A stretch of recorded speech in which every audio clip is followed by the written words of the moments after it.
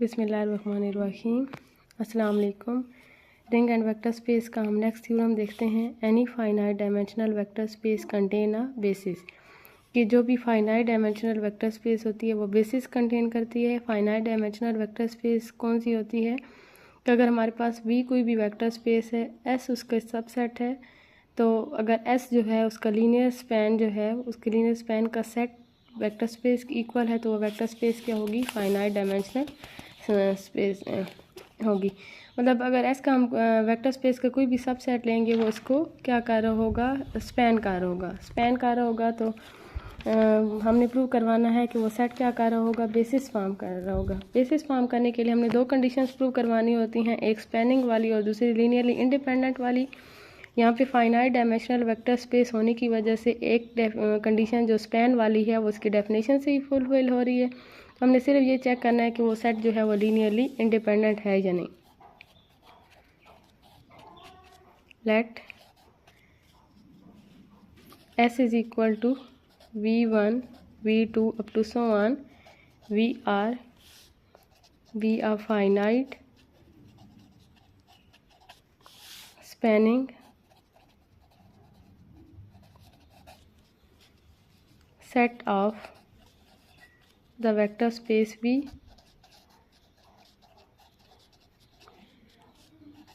that is linear span of S is equal to V। जैसे क्या कह सकते हैं, spanning set S is equal to V। अब हमने क्या शो करवाना है कि ये सेट क्या है, लीनियरली इंडिपेंडेंट है। If S is linearly independent then there is nothing to prove। अगर ये सेट लीनियरली इंडिपेंडेंट हुआ तो ये सेट क्या करेगा, V के लिए बेसिस फॉर्म करेगा, क्योंकि ये सेट वेक्टर स्पेस को स्पैन भी कर रहा है, ये लीनियरली इंडिपेंडेंट भी है, तो ये क्या करेगा, वेक्टर स्पेस के लिए बेसिस फॉर्म करेगा। इस S is linearly independent then there is nothing to prove.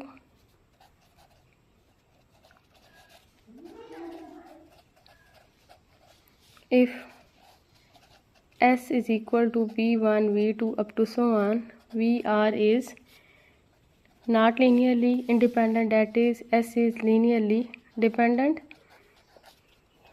अगर ये सेट लीनियरली इंडिपेंडेंट हुआ तो फिर तो दोनों कंडीशंस कंप्लीट हो जाएंगी, और अगर ये सेट लीनियरली डिपेंडेंट हुआ तो फिर देखते हैं कि क्या ये बेसिस फॉर्म करेगा।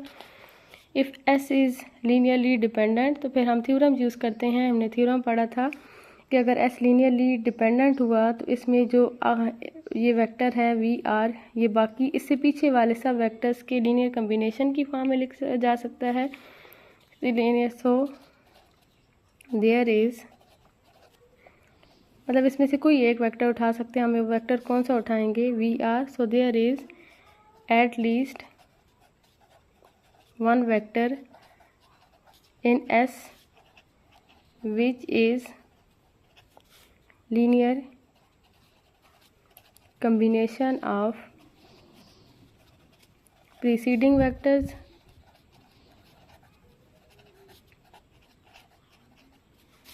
हम लेट करने लगे हैं कि वो वेक्टर हमारे पास कौन सा है, VR। VR हमारे पास ऐसा वेक्टर है जो अपने से पिछले वेक्टर्स के लीनियर कम्बिनेशन की फॉर्म में लिखा जा सकता है। VR से पीछे वेक्टर्स कहाँ तक होंगे, V1 से लेके VR-1 तक। तो VR का लीनियर कम्बिनेशन क्या बना लेते हैं, β1 V1 β2 V2 plus up to so on βr-1 VR-1। इसका 1 का नाम दे दें, क्योंकि VR की वजह से ये सेट क्या था, लीनियरली डिपेंडेंट था। तो हम क्या करते हैं, इस सेट में से VR को निकाल देते हैं, चेक करते हैं कि जो बाकी वेक्टर्स बन जाएंगे वो लीनियरली डिपेंडेंट है या इंडिपेंडेंट है। We cast out this vector, जिस वेक्टर की वजह से ये सेट लीनियरली डिपेंडेंट बन रहा था, हम इस सेट में से उस वेक्टर को निकाल देते हैं। Cast out this vector from the set.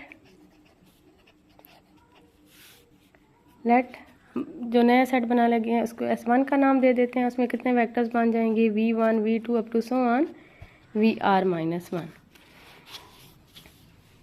Late कर लें कि हम X एक एलिमेंट उठाते हैं स्पैनिंग सेट S से।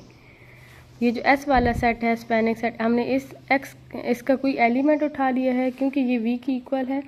मतलब ये जो स्पैनिंग सेट एस है ये पूरी वेक्टर स्पेस को क्या कर रहा है, स्पैन कर रहा है। तो एक्स क्या स्पैन करने का मतलब ये है कि वेक्टर स्पेस का हर एलिमेंट एस के एलिमेंट के लीनियर कम्बिनेशन की फॉर्म में होगा। हमने वेक्टर स्पेस का एक एलिमेंट एक्स लिया है तो एक्स क्या बन जाएगा, एस में जो वेक्टर्स हैं उनके लीनियर कम्बिनेशन की फॉर्म में लिखा जा सकता है।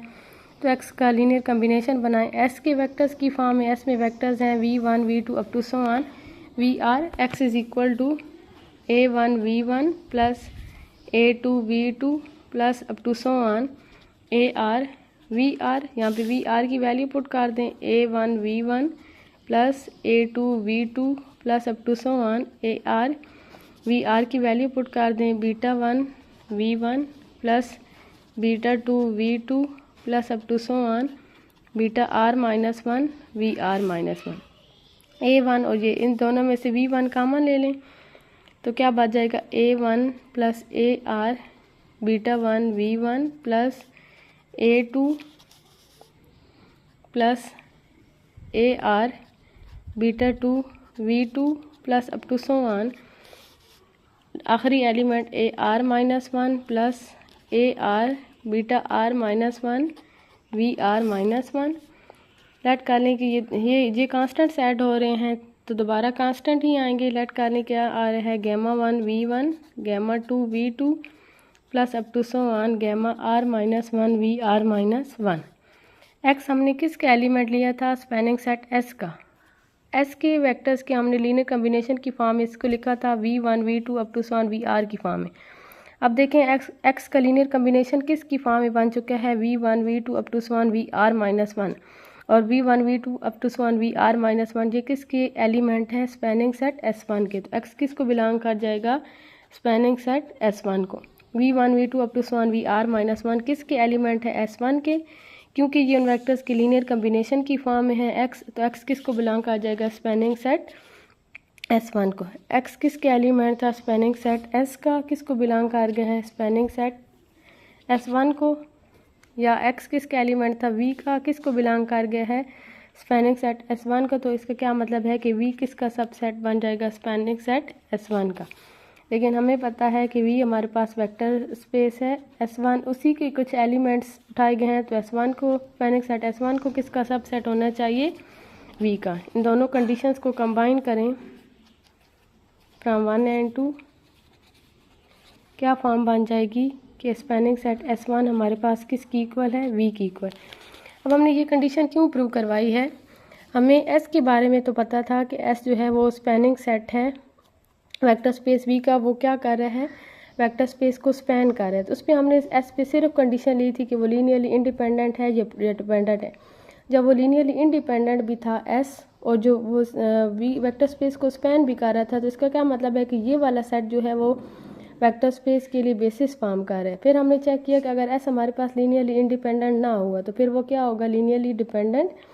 लीनियरली डिपेंडेंट है तो इसमें कम से कम एक वेक्टर ऐसा होगा जो बाकी वेक्टर्स के लीनियर कम्बिनेशन की फॉर्म में होगा। वो वेक्टर हमने क्या कंसीडर कर लिया, वी आर का लीनियर कम्बिनेशन बाकियों की फॉर्म में बना लिया, क्योंकि हमने एस में से वी आर को निकाल दिया था। वो वेक्टर जिसकी वजह से ये सेट लीनियरली डिपेंडेंट था उसको निकाल दिया, तो बाकी कितने बच गए थे, v1 v2 up to so on vr minus 1। अब हमें ये तो पता था कि S1 जो है, अब हमें ये तो पता था कि S जो है वो वेक्टर स्पेस को स्पैन कर रहा है, लेकिन S1 का नहीं पता था। S1 के लिए कंडीशन नहीं थी कि v1 v2 up to so on vr minus 1 ये वाला सेट जो है वो वेक्टर स्पेस को स्पैन करता है या नहीं। तो इसलिए हमने ये कंडीशन प्रूव कर दी। इस कंडीशन से क्या प्रूव हो रहा है कि स्पैनिंग सेट S1 किसकी इक्वल है, V की इक्वल। कि अगर हम वो वेक्टर vr निकाल भी देते हैं तो तब भी जो नया सेट बनेगा r माइनस 1 वेक्टर्स का, वो भी क्या कर रहा होगा, वेक्टर स्पेस को स्पैन कर रहा होगा। अब S1 पे कंडीशन बनती है कि अगर S1 जो है वो लीनियरली इंडिपेंडेंट है तो S1 क्या करेगा, वेक्टर स्पेस के लिए बेसिस फॉर्म करेगा। और अगर S1 जो है वो लीनियरली इंडिपेंडेंट है तो ये वेक्टर स्पेस के लिए बेसिस फॉर्म करेगा। और अगर S1 लीनियरली इंडिपेंडेंट ना हुआ, ये लीनियरली डिपेंडेंट होगा, तो हम इसमें से क्या करेंगे, वो वेक्टर निकाल देंगे जिसकी वजह से ये लीनियरली डिपेंडेंट हुआ। क्योंकि ये फाइनाइट डायमेंशनल वेक्टर स्पेस है तो कुछ वेक्टर्स होंगे जिनकी वजह से ये सेट लीनियरली डिपेंडेंट होगा। तब तक हम वो वेक्टर्स निकालते रहेंगे जब तक जिन जिन वेक्टर्स की वजह से ये सेट जो है वो लीनियरली डिपेंडेंट हो रहा होगा। जैसे फॉर एग्जांपल 3 वेक्टर्स ऐसे हैं जिनकी वजह से ये जो सेट है वो लीनियरली डिपेंडेंट बन चुका है। जब हम पहले एक वेक्टर निकालेंगे, फिर दूसरा, फिर तीसरा, फिर उसके बाद जो वेक्टर्स बन जाएंगे वो क्या बन जाएंगे, उसके बाद जो वेक्टर्स का सेट होगा वो क्या बन जाएगा, linearly independent. Which shows that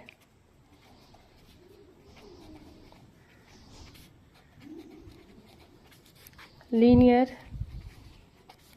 span of S1 is same as linear span of S. If V1, V2 up to so on, Vr minus 1 are linearly independent, then we are done.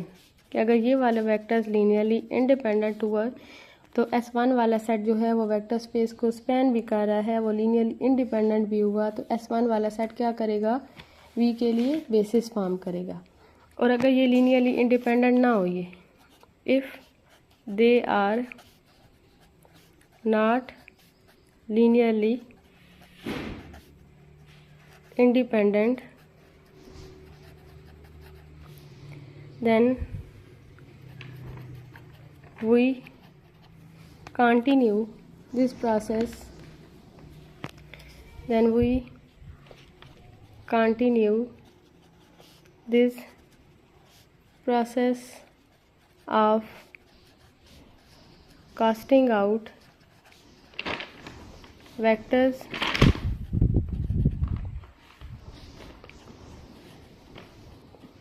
which are linear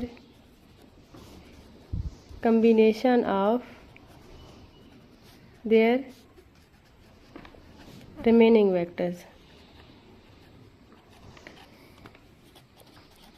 कि अगर ये जो हमने S1 वाला set बनाया है V1, V2 up to so on Vr minus 1, ये linearly independent हुआ और S1 इस सेट इन वेक्टर्स के सेट को हमने नाम दिया था S1 का।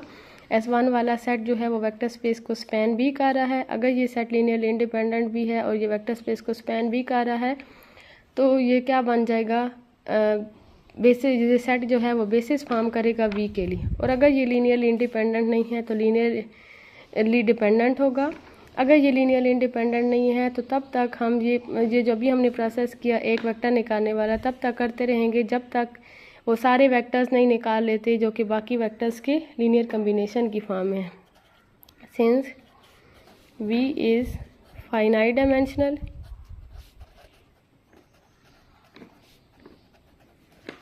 so this process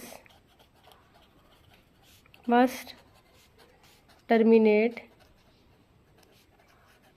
at some point and we get a set V1, V2 up to so on Vn, n is less than r। हम वो वेक्टर्स निकाल लेंगे जो कि जिसकी वजह से ये सेट लीनियरली डिपेंडेंट बन रहा होगा। लीनियरली डिपेंडेंट सिर्फ इस वजह से बन रहा होगा उन वेक्टर्स की वजह से जो बाकियों के लीनियर कम्बिनेशन की फॉर्म में हो। अगर कोई वेक्टर्स बाकी वेक्टर्स के लीनियर कम्बिनेशन की फॉर्म में आ जाता है तो उस वेक्टर की वजह से वो सेट लीनियरली डिपेंडेंट हो जाता है। तो वो वेक्टर्स निकालने के बाद हमने लेट कर लिया कि हमारे पास कितने वेक्टर्स बन रहे हैं, V1, V2 up to so on Vn। जो हमने S बनाया था उसमें कितने वेक्टर्स थे, V1, V2 up to so on Vr। उसी में से हमने कुछ वेक्टर्स निकाल दिए हैं तो n की वैल्यू क्या बन जाएगी, r से छोटी। अब ये वेक्टर्स ऐसे होंगे जो बाकी वेक्टर्स के लीनियर कम्बिनेशन की फॉर्म में नहीं होंगे, तो इस वजह से इन वेक्टर्स का ये जो सेट है वो क्या बन जाएगा, linearly independent. And we get a set of linearly independent vectors. जैसे हमने देखा कि एक वेक्टर निकालने के बाद जो सेट बचता है वो वेक्टर स्पेस को स्पैन करता है, तो इसी तरह जब हम दूसरा निकालेंगे तो फिर जो सेट बनेगा वो भी वेक्टर स्पेस को स्पैन करेगा। जो वेक्टर्स निकालते जाएंगे, उसके बाद जो सेट बनता जाएगा वो वेक्टर स्पेस को स्पैन कर रहा होगा। तो ये वाला सेट जो है वो क्या कर रहा होगा, वेक्टर स्पेस को स्पैन भी कर रहा होगा, क्योंकि ये लीनियरली इंडिपेंडेंट भी है। तो इसकी वजह से ये क्या करेगा, बेसिस फॉर्म करेगा, which form a basis for V. Hence, any finite dimensional vector space contain a basis.